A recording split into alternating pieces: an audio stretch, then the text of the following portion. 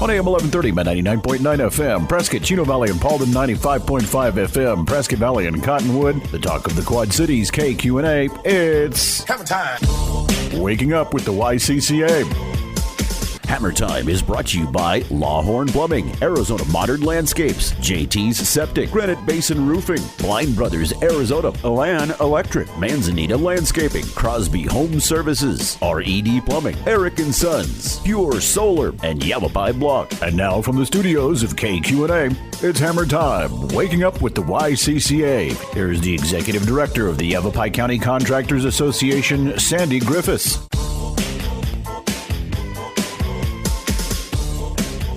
Hey everybody, happy February to you. Rolling, rolling, rolling, right through the year we're going. Rawhide. Very good. So, good morning everybody. Thanks for tuning in to Hammer Time, brought to you by YCCA. We're on the airwaves again, Mr. Mike. We are, indeed. Keeps continuing. Is that like repetitive? Yes, ongoing. It is. Okay. What's new? No, if I give you my standard line, you're going to be I'm not. I will chastise you, me. yes, because he says, busy, busy, busy. So you seriously cannot be busy, busy, busy. So I'm not busy. Okay, perfect. I get it. That's a double negative. That is a double negative. So what are you building? Finishing up on I shouldn't say finishing up because we're not there yet, but we've got a casita garage remodel that we're in the middle of, and I'm bidding out 2 other projects soon. New so homes I'm getting ready. Little remodel babies? One will be a remodel and one will be a new home. Okay. So waiting for the plans to reach my desk. Are these people relocating to the area on the new home? Or? One is relocating, or that one is relocating up from the valley. Oh, wow, cool. So they've decided that they wanted to have a slice of nirvana. Perfect. So they're moving up here. Yeah, that slice of nirvana does not quit, does it? No, it doesn't. So all is good. The phone's still ringing. Lots of craziness going on. You didn't come to our, let's see, this past Friday, you came to the Wildland Urban Interface meeting from 9 to 11. That is correct. Very informative. Yes, and our guest was there as well. Uh-huh. So the one that we had on the 11th was great. Was it pretty well attended? Good. Great questions. Good. So I think it's going to be a good thing. The fire marshal is looking at some newer adaptive ways to help the building community and protect the citizens as well. And we appreciate that dialogue remaining open. Yes, totally open. So we've got a great program this morning. Our guest last weekend, with Mr. Mark Viteri with Manzanita Landscaping. Mm-hmm. I love that guy. He's a great guy, and he's a prime example of somebody who started something from scratch, kept his nose to the grindstone, and looked at new innovative ways. Businessman. And he's become very successful. Yes. So my hat's off to him.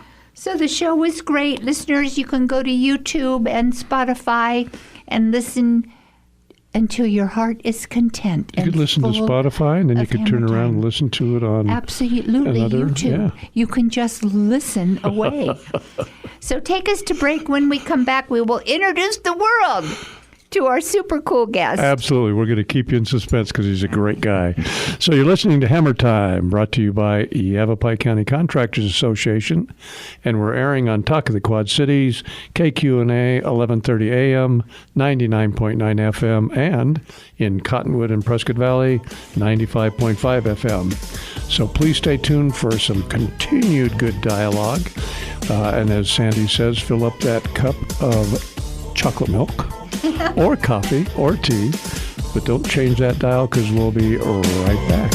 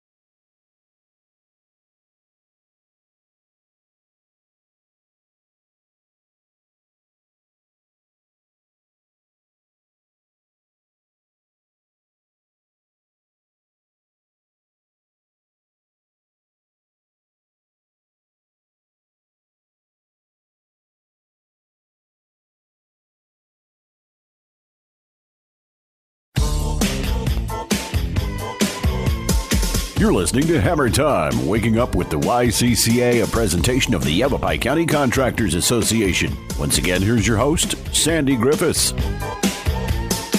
Hey everybody, good morning and welcome back to Hammer Time, brought to you by YCCA. Okay, so Mike, why don't you introduce our guest to the world? You want me to introduce Colin? Yes. Hi, Colin. Good morning. We'd like to introduce you to the new owner of Michael Taylor Architects. Well, not yet. Kind of. That's still in the works. And that's not only in the works, I believe it's It transpiring. happened last did. June. It did. Yeah. So now, I are you thought it going to was- leave the moniker the same, or is that eventually going to be changing? Oh, yeah. No, we don't intention. It's not my intention to change anything. It's still the same firm, same service, same everything. Just a little bit of a break for Michael. Okay, so Colin Lovdahl is with us this morning, and with the new proprietor of Michael Taylor Architects. Colin, we have so much to talk about this morning. But first of all, how did the barber win the race? He cut it short. I haven't. Oh, you're kind of close with shortcuts. Oh, there we go. Okay. Wow. That's the first time in a gazillion dad jokes that you even came close. Everybody gets an acorn once in a while. You did, you little squirrel. So Colin Lovdahl is with us this morning. We're going to talk about architecture. We're going to talk about his new responsibilities. He has to get out of bed every morning now and go to the office. Yes? Yes, indeed. Okay. Do you like doing that? Oh, I love it. Yeah, Okay, every perfect. day is I know. a new thing. It is a new thing, isn't it? Yes. And I feel kind of sad for the people that don't look at every day as a new thing or a new gig. Mm-hmm. Yeah, there are people, unfortunately, out there that say, "Oh no, I need to get up." I'm like, Yahoo! So, a year ago, back in June, you put your name on the line. You signed with a pen, the new owner of Michael Taylor Architects. Correct. We, Michael and I had been working on this for a little while, Right. and we spent some time, obviously, as business owners and getting everything negotiated out. But yeah, we executed an agreement for me buying out the business as of last June. Perfect. So, yeah.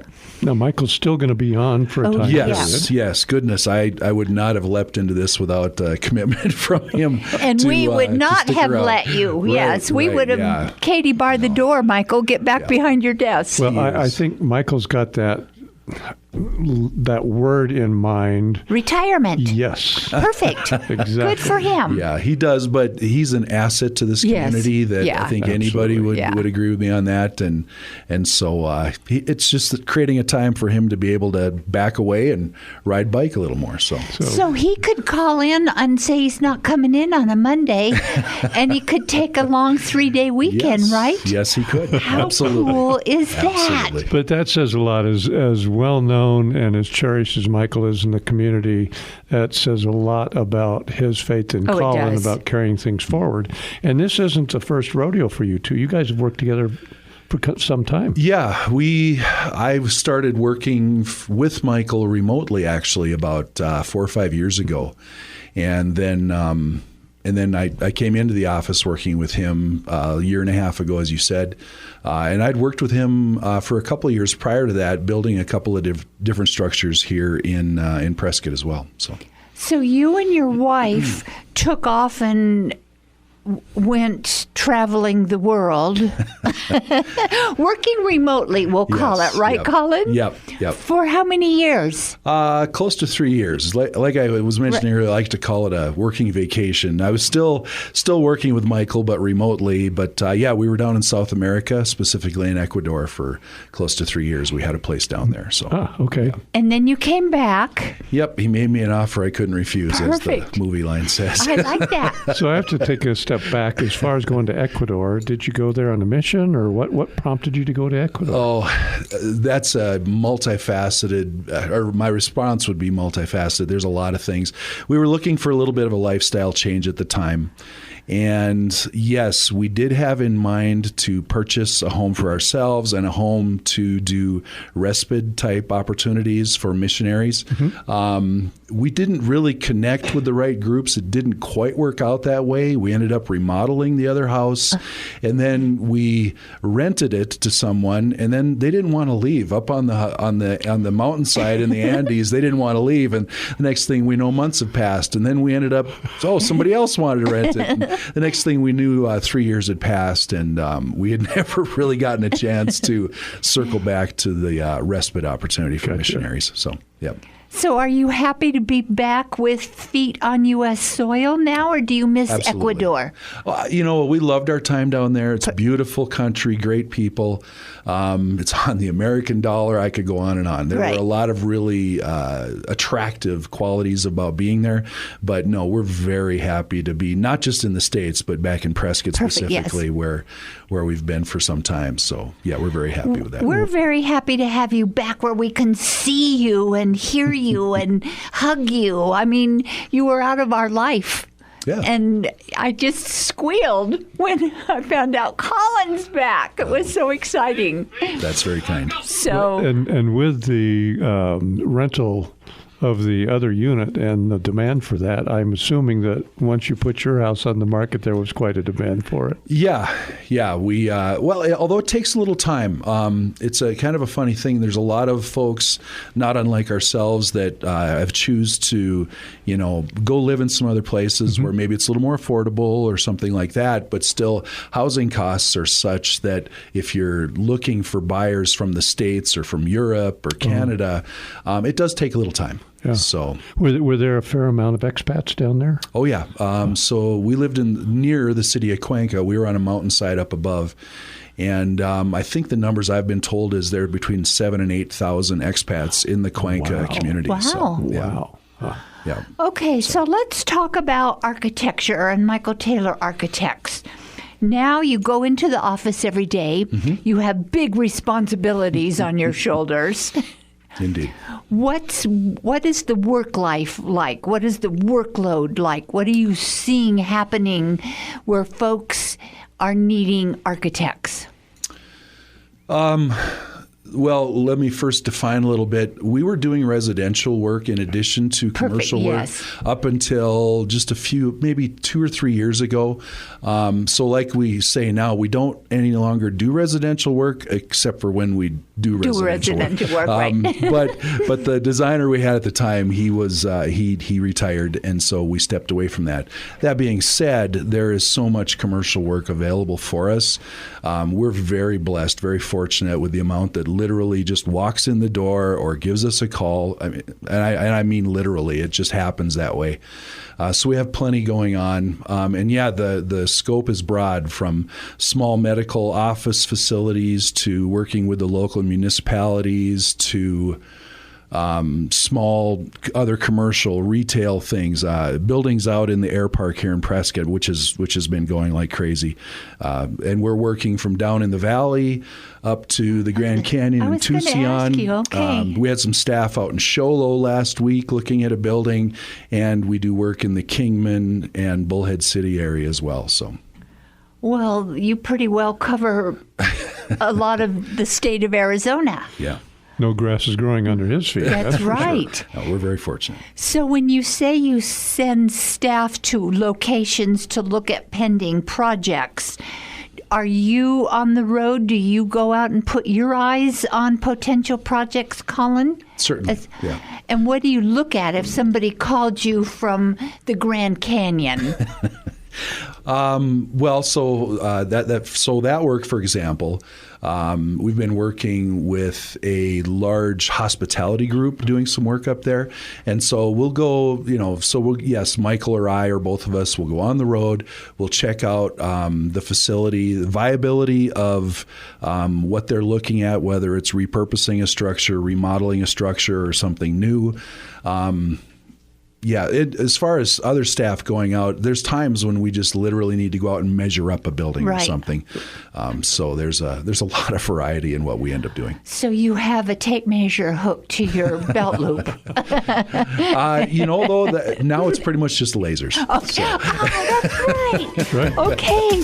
Listeners, we have to take a break. When we come back, we will continue our delightful conversation with Colin Lovdahl, Michael Taylor Architects. So don't move. Colin, Mike, me, and the engineer will be right back.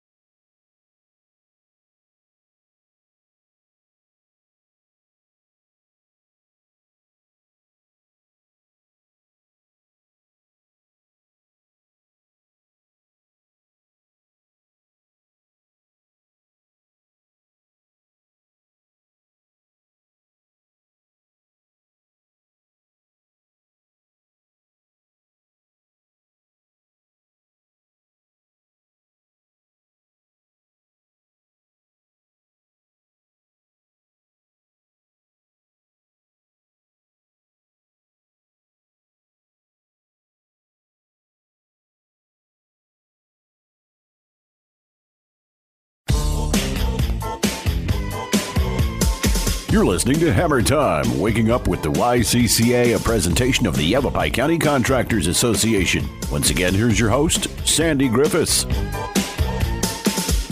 We're back on air this morning having a delightful conversation with Colin Lovdahl, architect, owner of Michael Taylor Architects. So besides being a certified registrant and architect, do you have other designations, Colin, behind your name? Well, I do, but okay. So one of the things that was big a few years ago was LEED. Yes, L-E-E-D, yes, that kind of fell off, didn't it? Yeah, yeah, it did. But a lot of us still have that behind there because some people, and I'm all in support of sustainability and being wise and conservative in how we use our assets, but. The American Institute of Architects, of course, a lot of us put that behind our name, but yeah, there's a few other things, but that's plenty. Okay. Perfect. Okay, so I want to go and talk about this laser. Mm-hmm. And now we've ditched the tape measures. Do the lasers come in different sizes? Yes. Can you go to Home Depot or a store and just buy one? Mm-hmm. Mike might speak to this better than I since he's an active contractor, but what the short version is, what you need to define a measuring laser versus like a laser level or something like that. Oh, okay, so a measuring. We just have little measuring lasers that we can walk around and. Yeah, and having said that, it's used much more often on the design side as opposed to the field side because the framers, for example, trim carpenters, et cetera, they're still using the tape measures. But you have one. I do, and we were off air, so I'm going to tell on you, Sandy. I was telling Colin because you said, "Oh, bring it in." I told Colin, I said, "Well, I think I just lost my laser." Yes, just bring it in. I want to measure. Yes, how exciting! Pretty neat. Okay, awesome. So, Colin, what made you want to be an architect? How did you know? How old were you? Well, I have a short story. I was perfect. So 1983, 84. I was attending University of North Dakota at the time, and I was studying industrial technology, and I took a drafting class. Now, in North Dakota in the spring, if you get a fairly bit of decent weather, nobody goes to their classes. Everybody's outside playing. Okay. And I realized on just a nice afternoon, the windows are open. I can hear the birds singing. They were actually starting to come back. And everybody's outside playing around and goofing off. And I was sitting at a drafting table, and I'm like, gosh, I guess I really enjoy this. So one thing led to another. I ended up in architecture school, and just went from there. Wow, how Pretty nifty cool. is that? Yeah. So what's your favorite type of building to design? Where do you get the vision from? Commercial versus residential. Yeah, good point, Mike. Well, Yeah. I would say commercial. I probably enjoy designing more. Residential is an enjoyable thing as well, but it's such a personal transaction with you and that client. And not that that's a bad thing. It's just a really different thing. And so I think the small commercial medical structures that we do are probably some of my favorite things, because that's a client who really wants to typically express something about their business, about their level of professionalism. And it's not that we do something, weird and avant-garde or anything, but those are some of the more exciting projects we currently do, yeah. Well, because you're also, in that particular environment, medical, you're expressing functionality as well as design. Agreed. Yep. So, Yep. So what's taking over in commercial buildings? What's some new exciting embellishment that we see in all commercial buildings? Everybody has to have one. What would it be? Oh gosh, that's a tough question. I don't know if there's anything that really stands out in that regard. There are new challenges every year with, be it regulatory or code or whatever. And so adapting to some of that, in truth, I think it gets more and more challenging to create things for people to get excited about because of those restrictions. Plus, this isn't the correct version of the old saying, form follows function, but form follows funding as well. And so as a result, there's just a lot of challenges to create things that get people excited about what they're. And so it's kind of tough to answer your question. But. yeah, well put. So you have the ability, to design a fire station commercially versus designing a library commercially. Two different concepts, Very much. two different schools of thought, Yes. two different components of regulatory items. Right. Yeah. Because with the library, you have to put guardrails around that fire pole that they swing. That's funny. Yeah. So obviously with the library, it's a lot more, it's going to have more of just an institutional look. This is something that will sit here for some time and serve the community well. It's something for people to be proud of. A fire station, for example, on those types of projects, that also wants to be something that the community would be proud of for a long time.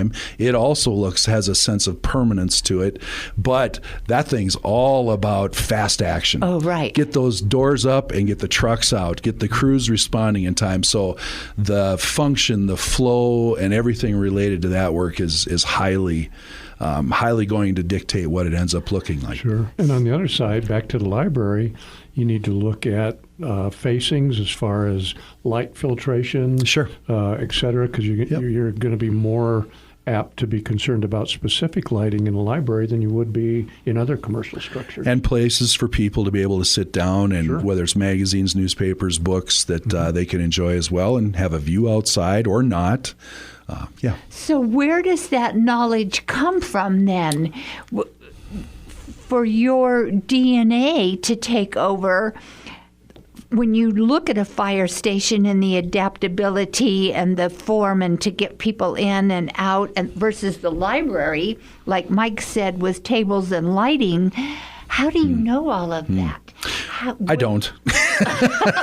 Okay, show's over. We're done. No, there's obviously a literally thousands of year old saying that there's nothing new under the sun. Okay, right. So that being said, experience is the big factor. Okay, good. And so working with different types of clients over decades, and Michael and I together, I don't know, we've probably got between 70 and 80 years of experience. Right. And that's really the big thing that lends to it. There is a lot of folks out there that are, they don't have the opportunity to bring experience to bear on projects, and we see that's a problem sometimes, which sometimes leads to more work for us as well. Right. So that's a good thing. But yeah, experience is the big one.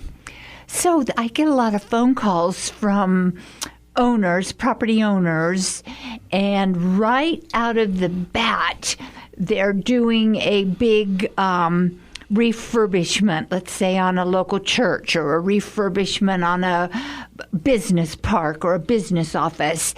And immediately they want a contractor to give them a price. Mm-hmm.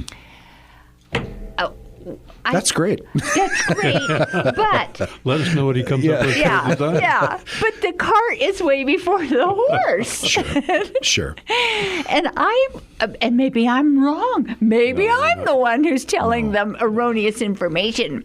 But we first need plans defining and outlining your project and showing where you're going to put a window, or what header you're going to remove, or what structural component you're going to revise. Mm-hmm. So many of them, Colin, don't understand that. Well, and we get, as contractors, we get the same thing on the residential side.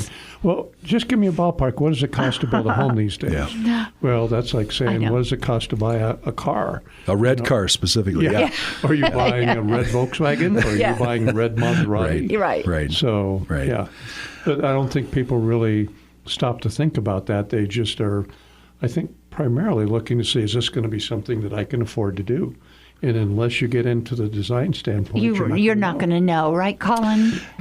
Correct. I would add, though, right here that so we have great relationships with many of the generals here in the Prescott area, up in the Flagstaff, down in the valley, and by being working side by side with them to do preliminary numbers and talk through design things, that brings, again, experience. It brings a lot of knowledge to bear, so that you can help a client with roughly what something's going to cost. You're right. If you specifically go to just an architect or just a general contractor, it's hard for them to be in a kind of a vacuum and throw out a price and be real helpful. But when we're able to team up, and we do that a lot with the generals in the area, that's so helpful to the client to get a real feel for what that number is going to be. So we have to take a break. Mike, it's your turn. To take us to break. I just thought I'd see if she knew what she was asking me to do. Of course I know what I'm asking you to do. We're having a great conversation with Colin Lovdahl, who is the new owner of Michael Taylor Architects.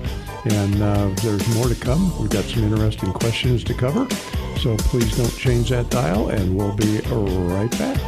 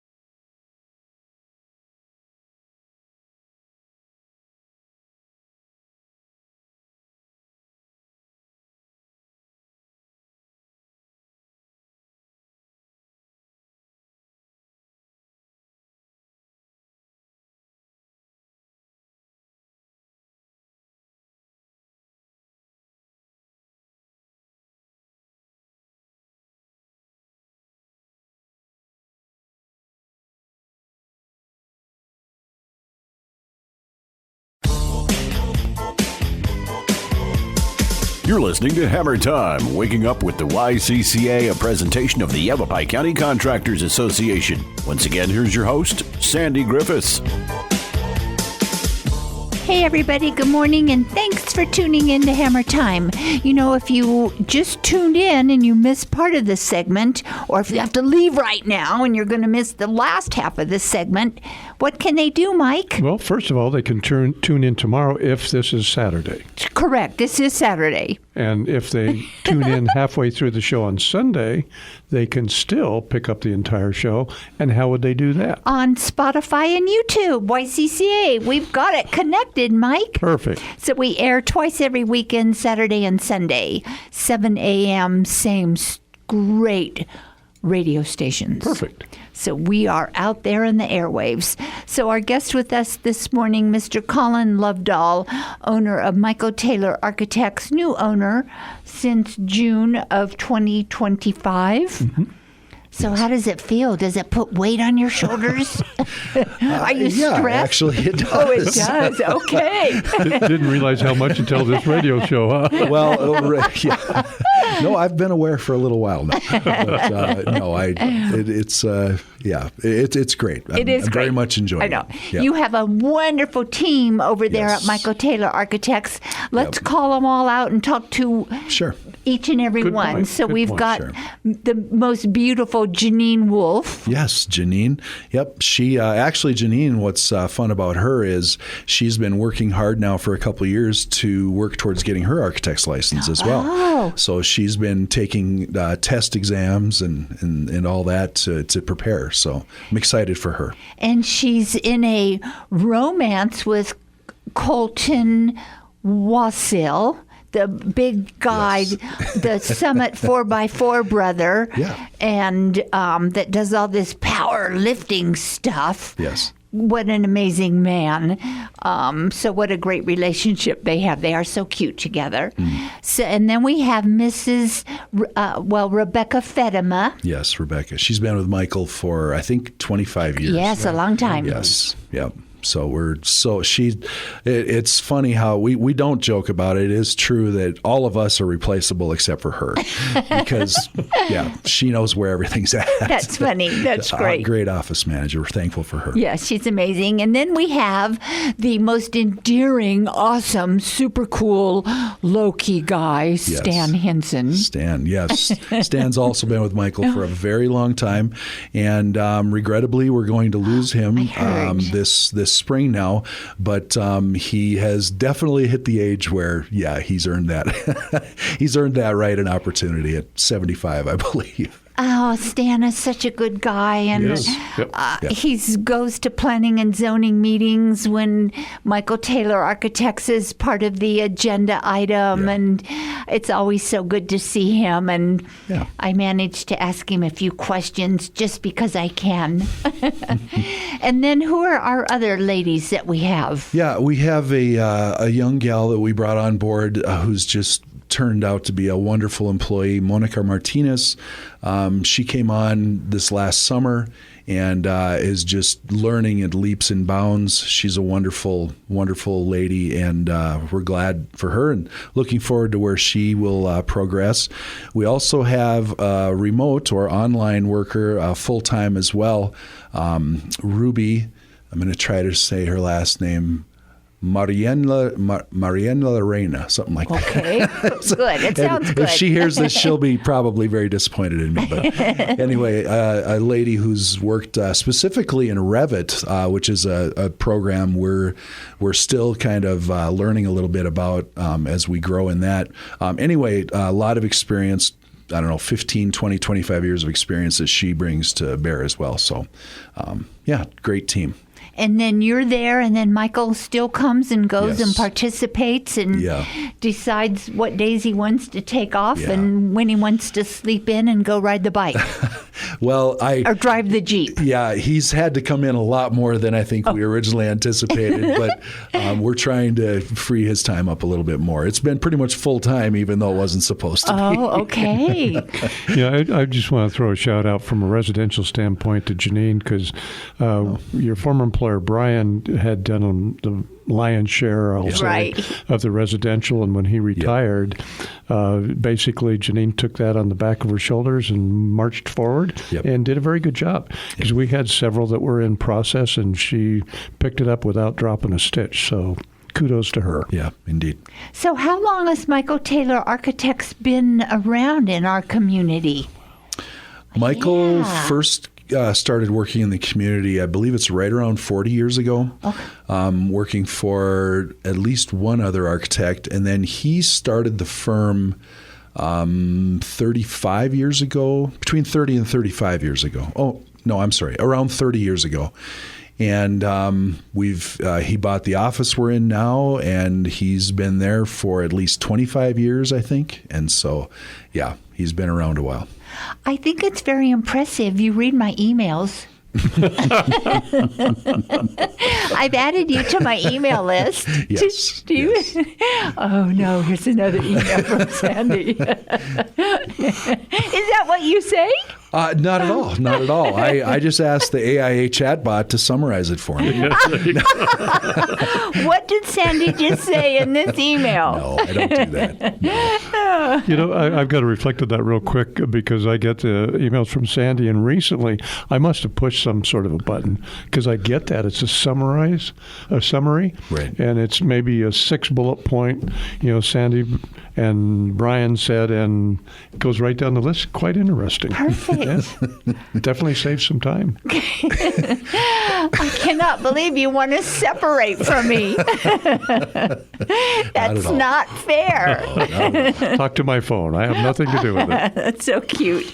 So you were born and raised in North Dakota. Yes. And how did you land here in Arizona? Honestly, the winter of 2013, 2014, my wife and I loaded up a camper, including a lot of construction tools, and we just were going to get away for the winter and go do volunteer work. And we came through Prescott kind of briefly late 23. We were very impressed. We came back and basically didn't ever leave as of February of 2014. And started doing some volunteer work for Habitat, and just went on from there. So what a great story. Neat. Now, you're both very involved in your local church. I find that heartwarming and refreshing and just a good way to ground oneself in faith. Yep. We attend Canyon Bible Church, Prescott. Yes. New facility out on Willow Creek Road. And we couldn't be more pleased. We love our family there. That's good. That's neat. I see a lot more of that coming back in, It is. not just socially, but also in the business community. Yep. And of course, Charlie Kirk was very much involved in that with Turning Point. Yep. And so that's fostered a whole new group of young people coming into faith. And boy, I can't say how refreshing that is. It's remarkable. I hadn't really paid attention before, but since we've moved into this new facility, there's a group of, it must be between 50 and 60, maybe 70 college young men and women that are in one area in the church. Every week there's this huge group of them. And then there's I think this last week we had a group of 80 youth, so from like 6th grade through high school that are off on a retreat as well. And they kind of all tend to sit together. Well, it's just really fun to see them all growing in their faith. Yep, not just parochial schools anymore. No, so I know. So that's good. great. It's coming back. Yeah. We have to take a break. I think, is this our last break, Mr. Engineer? He's saying no.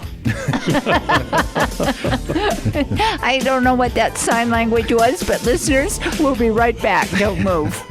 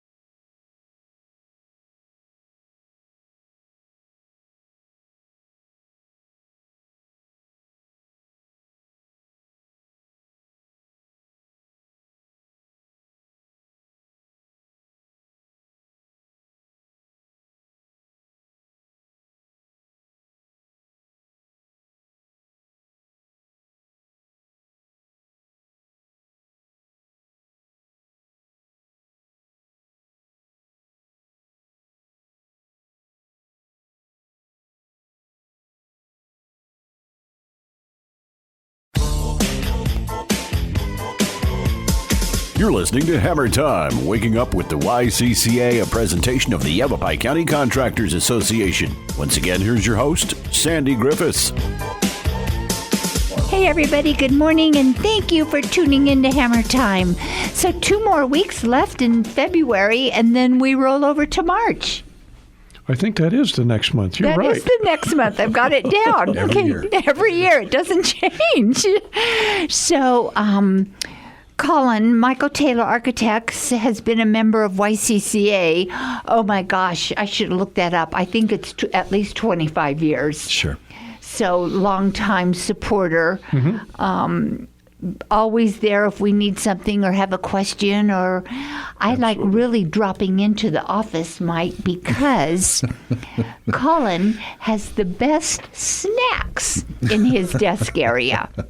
Those aren't snacks. That's critical energy food. Oh, is that what it is? Yeah, That's his story, and I'm going to second it. I like that. I mean, to me, they were pretty awesome snacks. So I'm not sure how to tell this story or not, Mike, but I came out of the restroom the other day, and I'm like, oh, well, I think I hear Sandy's voice. She's sitting in my chair at my desk, just opening drawers, looking around. Yeah, snacks. I've got snacks all over, watching the computer nothing to hide, screen. but it was just a surprise. Your desk is so clean. Oh, that must have been momentary, Okay. believe me. And how many computer screens did you have? 2 or 3? There's 3. Yeah, 3 computer screens. Yeah. This was like the main brain going on over here. I'm pretending to be very important. Oh, okay. No, I always used to marvel when I'd go in to see Brian on one of the projects, and he had at least 2 screens, maybe 3 himself. Yeah. It was quite interesting because he would just oscillate between the different screens. Yeah. It's helpful. Yep. So if you could share advice to a potential client that needed architectural services, what would that be, Colin? I would say start out by spending the time to firm up what your vision is for your project, and be realistic about your funding. Just this morning in our staff meeting, we have a group who, they have a project, they want to get going, that's all great. They've paid us and put time into it.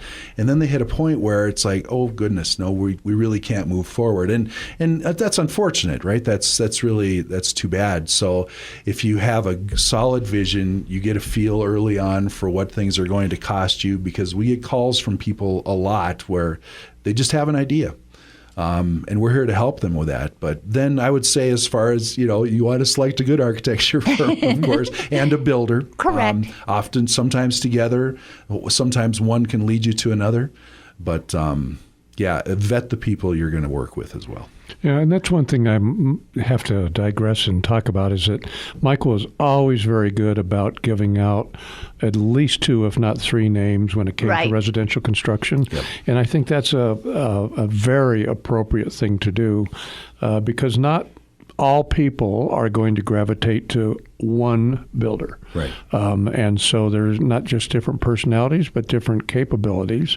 And so I was always very impressed that he would give out just more than one name. Mm-hmm. And it was quite interesting because one of the names he used to give out was a gentleman who's near and dear to my heart because he's such a good builder. And that was John Behrens. Mm. And John's, well, he says that he's retired, but that's not true because he keeps building things, mainly for family. But it was nice to be able to bid out projects with somebody as your competition, so to speak, like John, because you knew that was a good quality builder, and you were truly competing with somebody that knew what they were doing and would give a fair bid. It wasn't somebody that was a shirt tail, gosh, I've always wanted to be a contractor, and giving a lowball bid. So that was one thing that Michael had the ability to do, was separate out and recommend a good stable of builders. So I always appreciated that. Yep. Well, and that's the same thing. I mean, I know Colin and his team with commercial, same sort of components to building that project. Not all builders are adept at building in certain higher price ranges. Mm-hmm. True. And Michael and Colin know which builders fit in that circle and that sphere of pricing, where a homeowner sometimes they start going through our Building Yavapai magazine and they have a project that they can only spend $150,000 on, but they're calling you, Mike, or Dave Franz, or John Behrens, if they don't know how to put two and two together to reach that perfect contractor for them. And even in the contracting world, there are certain capabilities that not all possess. If somebody wants to build a steel and glass residential unit, not all contractors are able to accommodate that. That just reminds me, this is a big one for Colin. Uh-oh. Okay. Here we go. Okay. So you have worked hard. You have your seal, your architectural seal. You are a certified, bona fide, respected registrant in this state of Arizona. You know what you're doing. Now our jurisdictions come back and they want a structural stamp on it. They want this stamp on it. I don't get it. I think it's wrong. I think that they're going way overboard and they're protecting themselves when they need to rely on a source that knows what to do and how to do it. Well, but I would say that that's not only in the architectural side of things, that's also on the building side of things. It's true. I know. So what are your thoughts about the jurisdictions, Colin? Or is it time to take a break? No. Requesting stamp upon stamp upon stamp. Yeah.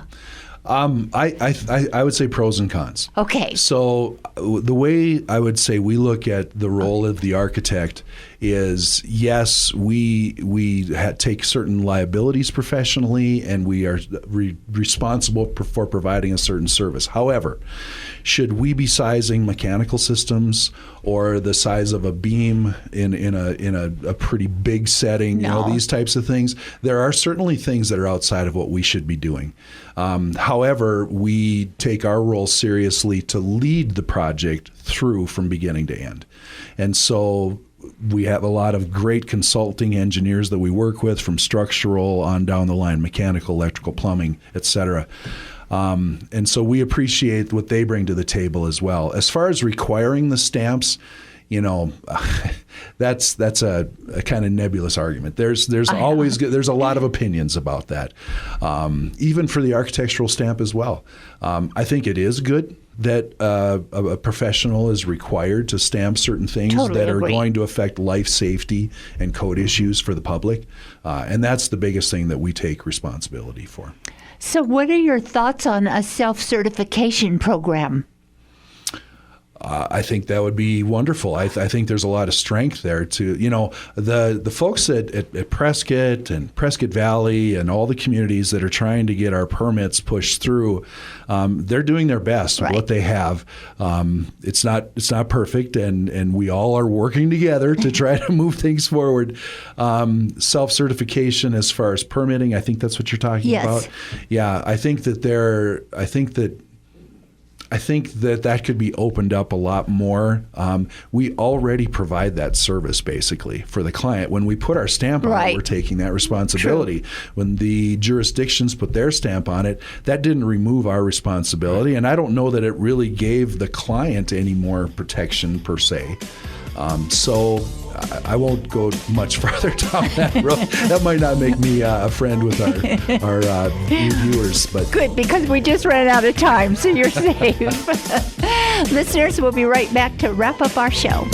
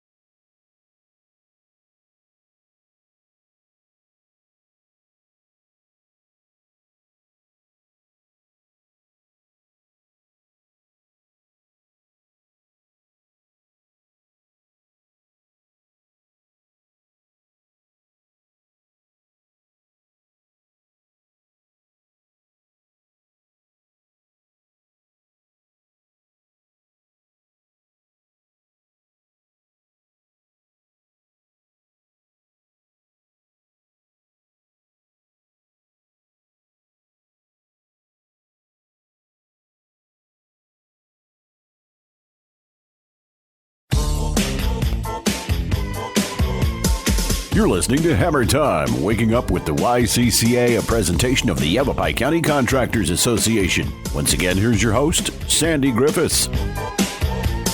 Colin, this was a real treat having you join Mike and me this morning. Likewise. You are as Mike's favorite word, plethora. Of information. You're Absolutely. a plethora Absolutely. of valuable information. You're just not a plethora, period. So share your phone number for Michael Taylor Architects and your website. Wow, I never remember the phone number. The website is www.mtai.net.